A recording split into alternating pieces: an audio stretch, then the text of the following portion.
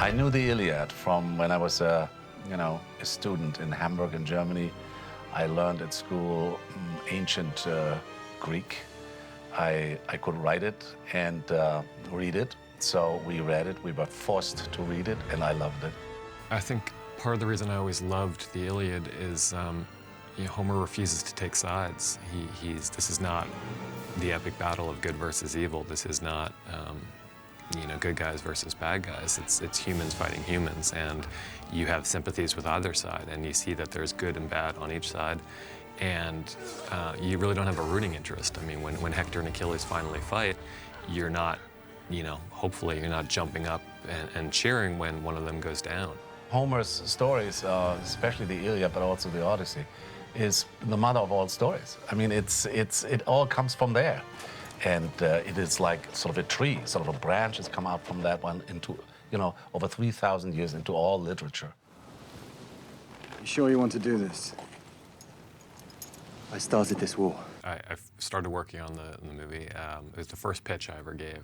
I went into Jeff Robinoff's office. Jeff is one of the big executives at Warner Brothers, now running the studio, and I'd never done this before, and I'm very nervous, and trying to tell the story of Troy, and I'm stuttering, and kind of blowing it. I feel like I'm blowing it, and I'm looking in his face, and he's not giving anything away. Jeff would be a great poker player, and at the very end of the pitch, he said, "You ready to start writing?" And I said, "Yeah, I'm ready to start writing." Well, I have to give, of course, a lot of credit to David Benioff first, who wrote it and found a way to take the story. And because it's not just the Iliad, it's inspired by the Iliad, but he took also other elements, what he found someplace else. Virgil deals a lot with the sacking of Troy. The horse, the Trojan horse, is not part of the Iliad. From the first time I pitched this story, I didn't want to tell just the Iliad section of the story. I wanted to tell the entire Trojan War. So starting from before Paris' seduction of Helen and going through to the fall of Troy. And these were elements that I felt needed to be in the movie. We didn't want to stop the movie midway through. We felt that wouldn't be very satisfying. And, as a result of that, many things had to be cut. And the principal one is the gods.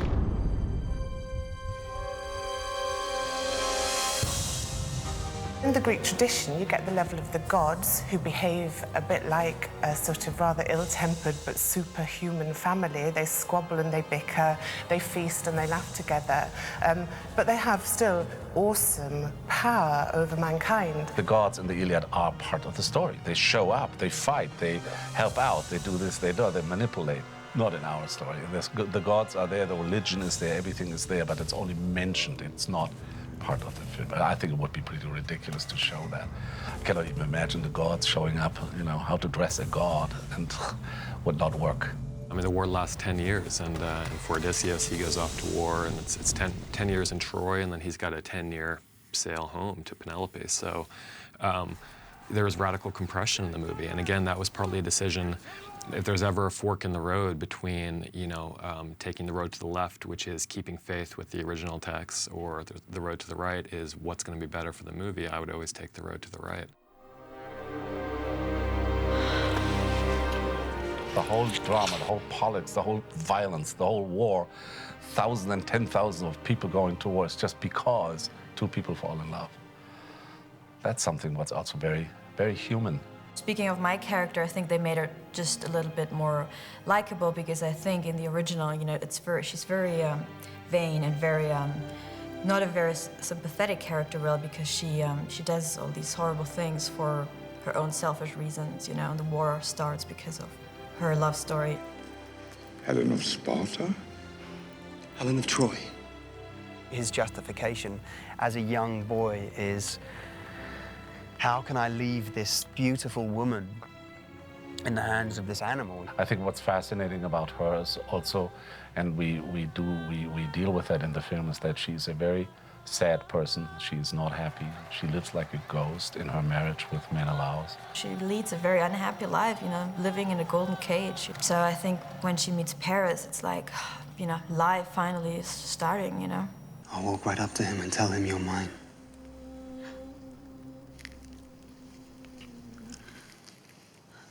You're very young, my love. In approaching Paris as a character was trying to find justification for the actions that he takes, and running away and the dishonourable, you know, finding honour in that.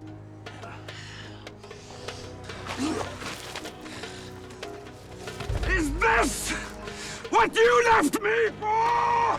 It's one of my favourite parts in the script because I think most people at that point are assuming that he's either going to give a death blow to Menelaus at the last second, you know, pull a 44 from his greave and shoot the guy. It's not a very heroic thing what he does, but it makes him very human.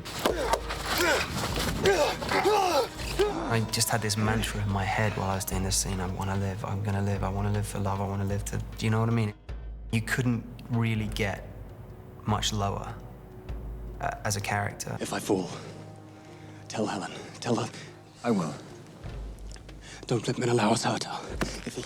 You think of your sword and his sword and nothing else. The thing about Hector I loved was the relationship between him and Paris. I have one brother, an older brother, and I think I recognised immediately my older brother in Hector, and I was the bratty younger brother who got away with murder. So the idea of being able to portray the older brother and have Paris be kind of like a young version of myself, that really appealed to me. I was attracted to it straight away. What would you have me do? Put her on a ship and send her home. I love the fact that he's just about the only person in the whole story that can see what's going to happen and has the wisdom to warn people of what the potential is. This is my country, and these are my countrymen. I don't want to see them suffer, so my brother can have his prize. I loved having that voice in the narrative. I think it was really, really exciting.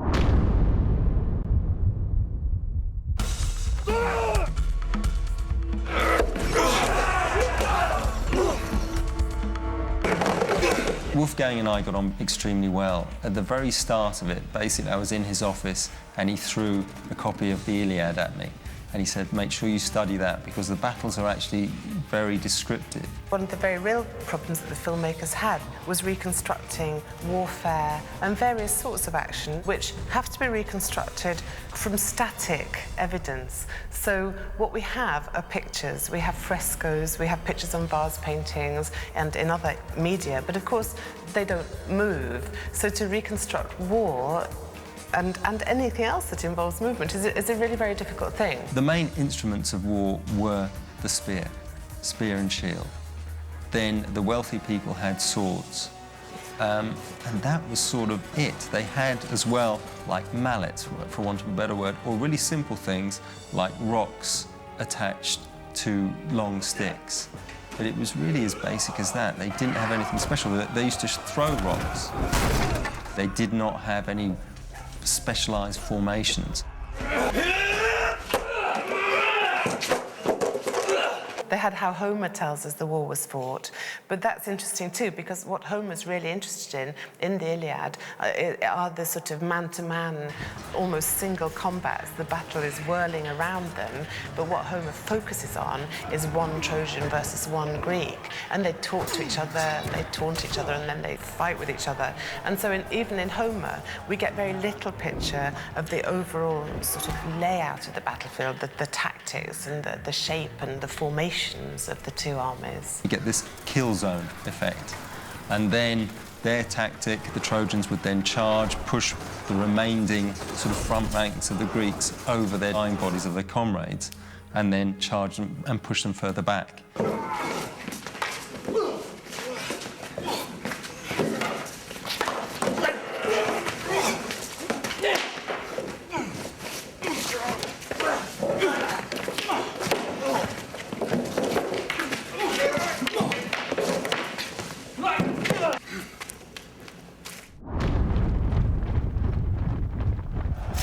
Actually found out was a lot of people had horses. They used to ride their horses to battle, or the people who had money did, the wealthy ones, rode to battle, then they got off, and then they had a fight, and then they all went home.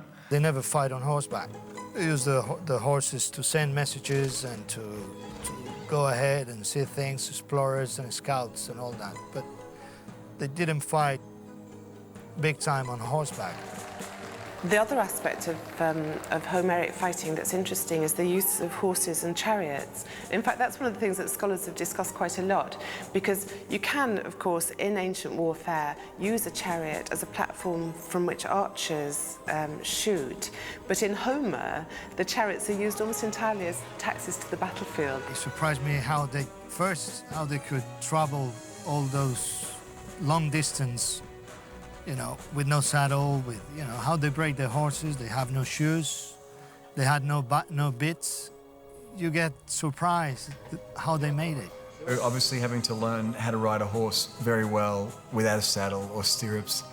I'd never ridden a horse before this movie, so I started training back home in Australia months before we started the production, and then kept up that training before the production started in London and then all the way through. Eric Bana had to learn to ride a horse. Hector is a breaker of horses. He's a horseman. Eric Bana had no idea how to ride a horse, so he had to learn all that. Now he's like, it feels like he's born on a horse. He had to learn all that. And cut it there. We have to work on this film. We work with chariots, and we work with stand horses and actors. The big challenge on this film is there is no stirrups or saddles on the horses. I had some wonderful moments training on a horseback back home where I had 6 or 8 people basically attack me and try and push me off my horse, just to instill, you know, don't panic when you get in a situation on a set where horses go crazy and people go crazy and you're going to get potentially pushed off your horse or whatever. The most important thing is to not panic, so I don't get too scared by any of that stuff. But when you take a saddle and stirrups out of the equation, it becomes a whole other ball game. Even if a horse is backing and throwing people away and we have a hard time with him, I still like that horse, you know, because it's part of being a horse is backing and throwing people off. You know. Let go!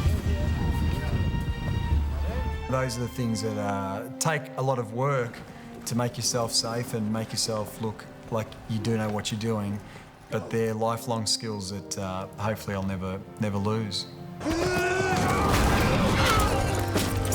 Eric have to throw a spear in a full gallop, and you know, he's got to throw it to camera, so you got to be pretty good rider and pretty good spear thrower. He did it on the spot, on the mark, on focus, and we shot a lot in one go.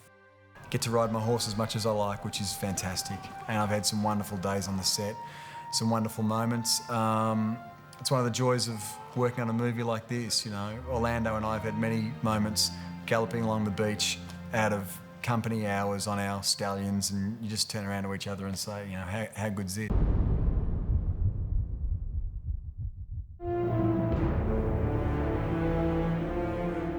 The most difficult and challenging stunt we done on this film is to flip over a chariot and really make it somersault in the air. And it was challenging how we do it, because you can't do it like, treat the chariot like a car because you got 2 horses on it.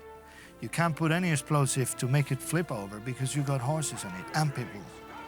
So you gotta carefully work it out. And Simon at the beginning said, I don't know how you're gonna do it, but we rehearsed and got it, and Simon always liked it better. At the end, he was happy with it, we done a good job.